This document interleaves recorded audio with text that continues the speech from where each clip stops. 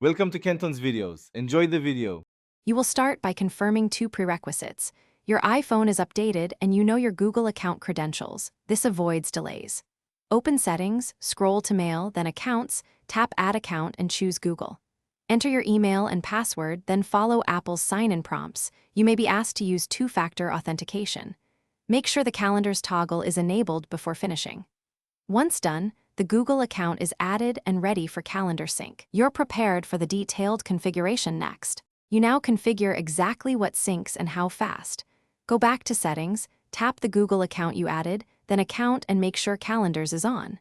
Tap Fetch New Data and choose Push when available, or set fetch intervals if Push isn't supported.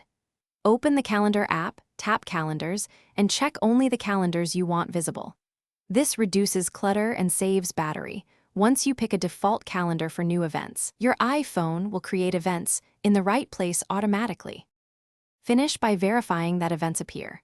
Force close the Calendar app and reopen it to refresh. If you still don't see entries, sign in to Google Calendar on the web to confirm events exist and that the specific calendar is shared or visible. Make sure the correct default calendar is selected for new events. If syncing fails, toggle calendars off in the account settings, wait 10 seconds, then turn it back on.